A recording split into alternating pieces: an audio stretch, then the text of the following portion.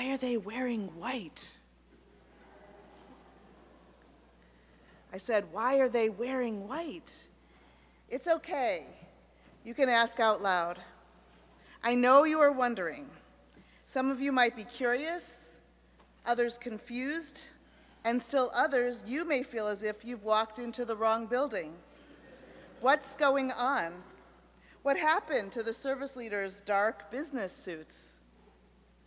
Rabbi Bisno, Molly, Don, and I have broken out of the age-old, unwritten, but understood by all Rodef Shalom clergy dress code, dark and serious, for the high holy days, and we invited you to try it as well, not because we are rebellious, not because we are suddenly taking on Orthodox practices, and not because we are looking for a gimmick. White is not our theme for tonight. We are wearing white because we wholeheartedly believe that it is one of the most salient of the Yom Kippur practices which call us to face the truth directly and unflinchingly. Life is precious, precarious, and short. You should know that while we all agreed to wear white tonight, I can only speak for myself. Let me tell you why I am wearing white.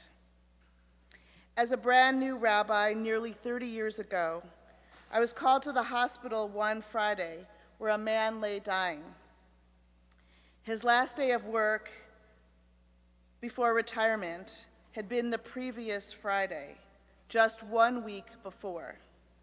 On Monday, after the weekend of his last day of work, he was diagnosed with cancer, and by Friday, he was on life support. That man died 1 week into retirement, and his death has stayed with me every day since, especially on Yom Kippur. 10 years ago, on May 18th, 2006, Kevin, my friend since first grade, was in a terrible car accident. He died 2 days later of his injuries. It was a devastating loss. He was just 46. He had 2 kids and a wife he adored, parents, siblings, friends, and colleagues.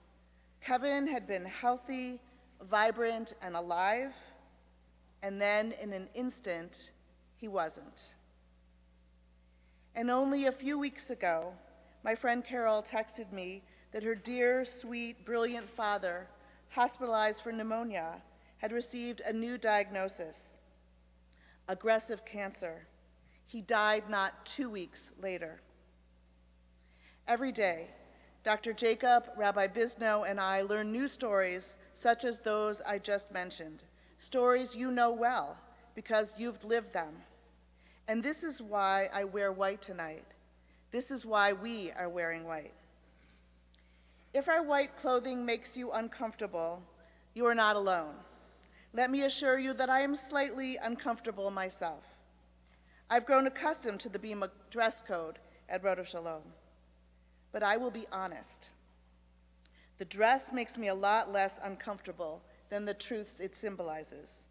The white clothing forces us to stare our own mortality in the face. If wearing white is a 4 on a discomfort scale, then facing and discussing my own mortality and yours, my dear friends, merits a 10. As Philip Roth once wrote, in every calm and reasonable person, there is a hidden second person scared witless about death.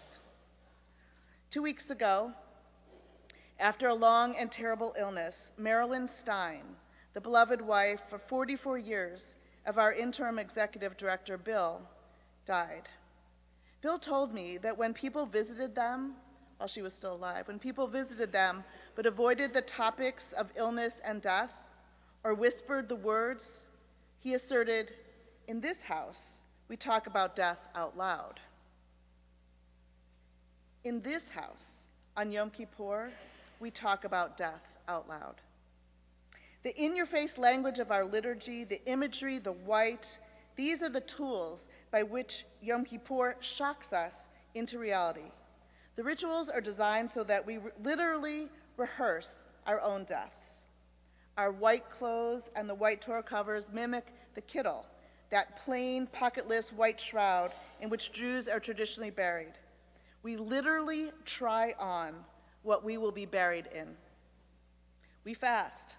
We abstain from those physical activities such as eating and drinking, which keep us alive. Fasting foreshadows the time when we will require neither food nor drink. The ark, aron in Hebrew, stands empty during Kol Nidre, resembling the coffin, also in Hebrew, aron, in which our bodies will one day rest. The vidui, the confessions of sin that we recite throughout Yom Kippur, include some of the same words that we recite, or same words found on the deathbed confession. Ashamnu, bagadnu, gazalnu. Of these sins, we are guilty. At Yizkor, we recall our loved ones who have preceded us in death, and we say Kaddish. Near the end of Yom Kippur, dressed for death, depriving ourselves of all activities which would keep us alive, offering our confessions, standing at the edge of our graves, we are forced to think of our life in terms of our death. But because Jewish tradition is ultimately and eternally life-affirming, the death-enacting rituals of Yom Kippur are actually, even if counterintuitively, meant to propel us into a fuller, more intentional life. As the psalmist prayed, teach us to number our days, that we may get a heart of wisdom. A few moments ago, I noted that the vidui, the confession of sins that we recite on Yom Kippur, is also said as a deathbed ritual. But while the words on the deathbed and Yom Kippur are the same, the customs surrounding the words are slightly different. On our deathbeds, we do not tap on our hearts, but today we do. What if we imagine that tapping as a sort of spiritual defibrillator? What if we were to understand that in so many ways our spirits have died over the year and that the tapping might revive them? What if we thought with each tap, with each beat, we have another chance? We have more time in which to do it right. We have more time in which to do it better. To turn the popular motivational phrase, "life is not a dress rehearsal," into a message for Yom Kippur, we are not dead. This is just a rehearsal. Most of us will live another year, and we will be back here together next year. But, and this is the frightening part, the most sobering part, the hardest part to say out loud, not all of us will be back here together next year.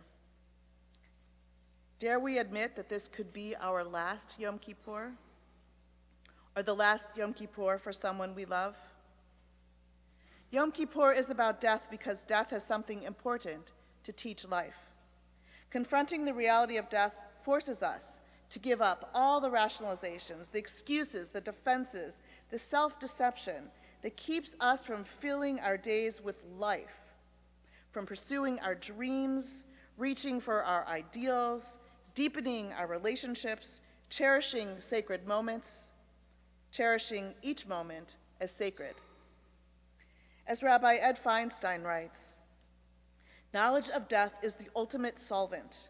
The harsh truth that no one has an infinite number of tomorrows dissolves away all that obscures our vision of what really matters in life, and how we have repeatedly been distracted and drawn astray, how we have been negligent, oblivious, evasive, and foolish. It's painful, but it allows us to begin again, to correct the patterns of self-destructive behavior, to loosen the ties that bind us, to apologize for our mistakes, and to repair what we've broken. Today we confront death so that tomorrow we might begin a life renewed. Sheryl Sandberg, who many of you will know as the chief operating officer of Facebook, wrote a wise and touching essay to mark the end of Shloshim, the first 30 days after her much-loved husband's sudden death. In it, she quoted a childhood friend rabbi of hers who said, "The most powerful one-line prayer is this: Let me not die while I am still alive.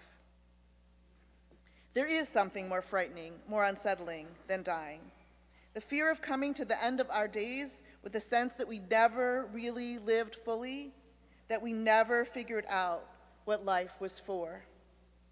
That tapping on our hearts and everything else about this day, the prayers of contrition and confession, the rituals, the Torah portions we will read tomorrow, the Torah portion we will read tomorrow, which implores us to choose life and blessing over death and curse, the white clothing, all of it, all of this calls us to choose life, real life, genuine, messy, and full of amazement, with authentic relationships, with purpose, with mistakes and with successes, with heartbreak, with love, with joy. At the beginning of this sermon, I shared with you my grief over Kevin, my friend who died in the car accident. I've spoken about him before, but I've never mentioned his wife, Anne, who was and is also a wonderful friend of mine. Some years after Kevin died, Anne said that she could tell that her reality was slowly shifting. She was still mourning, of course, and she was definitely not over Kevin's life. We never get over a loved one's death. Anne's Facebook page still identifies her as a widow, even while the photos she posts reveal that she has found love again. I think that when Anne noted her evolving reality, she began to acknowledge her hunger not for a new book of life, but for a fresh, clean page, a fresh, clean white page on which to write new stories. Yom Kippur is exactly that, a fresh, white, clean page. Tradition tells us that during this season, the book of life swings wide open, and we, pen in hand, begin to write new chapters for our lives. We begin to write a new year. I wonder what kind of world we might create for ourselves and for one another if we greeted each day as if it were the day after Yom Kippur. In fact, Jewish tradition provides us with that glorious opportunity every single day. Our morning liturgy contains a reminder that each day God creates the world anew, and we, as God's partners in the work of creation, can create a new world every morning as the sun rises. We will spend most of the next 24 or so hours confessing, praying, rehearsing our deaths. At the end, when we are tired and hungry, completely spent, the Ne'ilah, or concluding service, will take us right to the edge of our own death. We will recite the Shema once, Baruch Shem Kavod Malchuto Leolam Va'ed 3 times, and Adonai Hu HaElohim 7 times. The only other time this happens is at the deathbed, where a family member, a rabbi, or the dying person says these same words. And then finally, in the last seconds of our Yom Kippur observance, we blow a Tekiah Gedolah, one long whole blast of the shofar. That blast is the assurance we have been waiting for, and we know suddenly and with clarity that these white clothes are not our burial shrouds. They are the fresh, white, clean pages, the first pages of our new year, and they are ours to write upon.